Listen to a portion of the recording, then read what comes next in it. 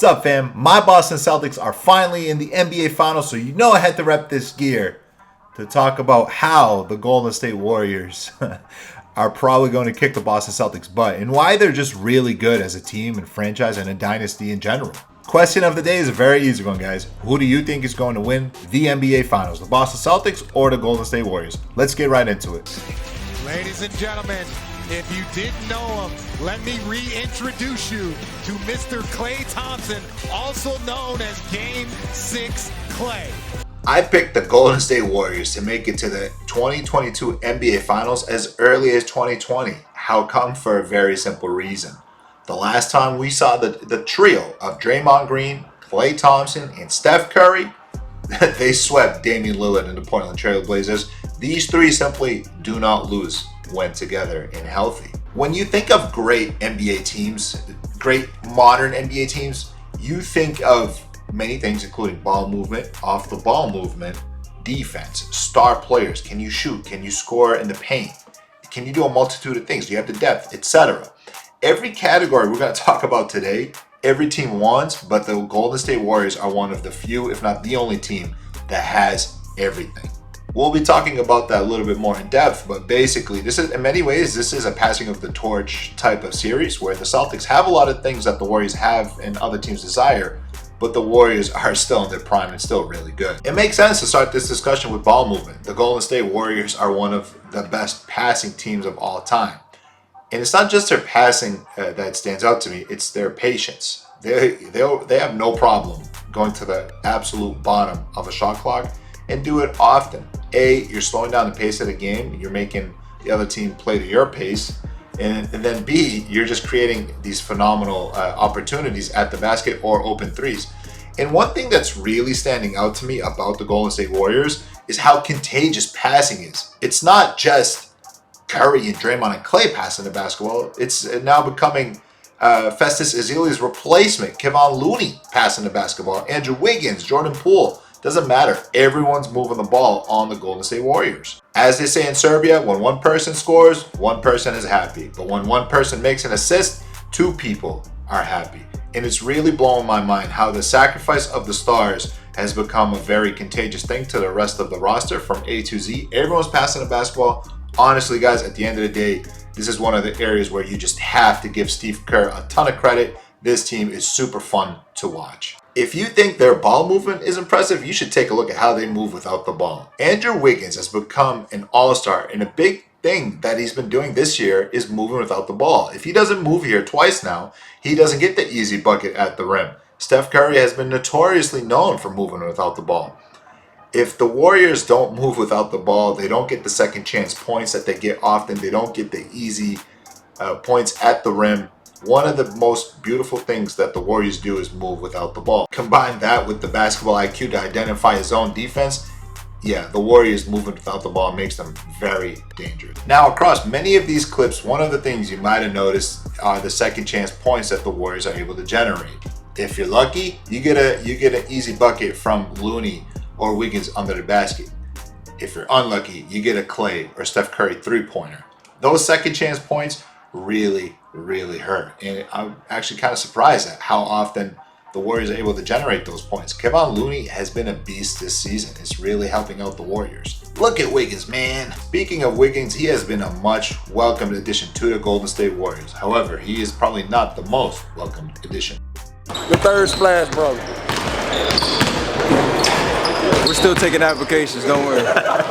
I am sorry to report and very happy to report for the sake of Warriors fans that the application process of the third splash brother is officially over. Jordan Poole is 100% that third splash brother. He has been insane, whether he's starting or coming off the bench.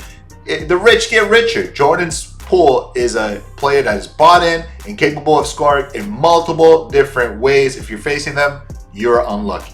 The Warriors are deep. It's not just the addition of Jordan Poole. You got guys like Otto Porter Jr., Moses Moody, Kuminga. Numerous guys are contributing on every single possession for the Golden State Warriors. They're a team that has a perfect blend of talent, veterans, and youth. As if guarding all this talent wasn't hard enough at the perimeter, well, guess what? They can torch you inside as well. That's exactly right. And then we think of the Warriors as a three-point shooting team, and certainly that's a big part of their game. But where they have destroyed the Mavericks in this series has been in the paint. We talked about ball movement. We talked about moving without the ball. Well, what is all that meant for? It's meant to create open threes and even maybe better, open shots at the rim, open layups, open dunks. Steph Curry, to anyone that says he is just a three-point shooter, wake up. The Warriors are going to create opportunities to score at the rim, and perhaps no one is better at finishing at the rim than Steph Curry. The kid is very, very talented. By the way, just in case you forgot, let me also remind you what Steph Curry can do. Curry, a deep one. Two. Curry, three, rise and fire. Offensively, the Warriors have virtually no weaknesses. So let's talk about their defense. Defensively, the Warriors are one of the best in the NBA. And one thing that should scare you if you're a Boston Celtics fan is that the Warriors have no problem playing zone defense. You know, the Celtics have struggled against zone defense for the last few years. And if you're not making your shots, if you have one of those bad shooting nights, the Warriors have no problem playing zone defense. And they rotate very well, which is going to be a problem for the Boston Celtics that likes to put teams in rotation. The Warriors have one of the best defenders in NBA history and in the NBA today in Draymond Green. And very similar to the Miami Heat, they have no problem scoring points in transition against you. Boston Celtics need to beware because they really did struggle in this specific area in 3 games out of 7 versus Miami. Now, we all know that having one great defender is not enough to beat a team like the Boston Celtics or to be considered an elite defensive team. One thing you're going to find with the Golden State Warriors is that everyone helps. Everyone's a help defender. They create these fast break opportunities by help defense and creating these turnovers, forcing turnovers. Everyone is involved. Hands are involved. Doesn't matter if you're a star or a role player.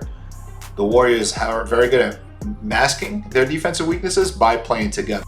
So let's just say Curry is not the best defender, but Draymond is. Doesn't matter. Everyone's working together to maximize what they can do. By the way, one narrative that I've heard some people talk about is Klay Thompson not being who he used to be on defense. I don't know what games you've been watching, but Klay Thompson has been very good defensively for the Warriors. Whether he's in a man-to-man or a zone situation like this one, Klay Thompson has the basketball IQ and the physical athletic ability to guard anyone in the NBA, whether it's Doncic or a smaller, bigger person. Individuality simply does not matter to the Warriors. They play both sides of the ball together, and that's what makes them really elite. Steph Curry with one of the cleanest looks he's had all night. When they don't turn over the ball and they get clean looks, they are the best in the absolute business. Maybe the greatest we've seen of all time in transition. If you've made it this far into the video, let me know by dropping a basketball emoji. I really appreciate you guys checking this out. I know it took a little bit of a break off of YouTube, but I've been consuming content, just trying to get better at this. So any feedback from you guys is appreciated. I'm a big Celtics fan, and I really do think in many ways this is a passing of the torch series. Maybe not today, but eventually the Celtics are the closest thing to the Warriors. Well, they're trying to become the Warriors. Sometimes they look like the old Celtics, and sometimes they really do look like this much improved Ime Udoka Boston Celtics.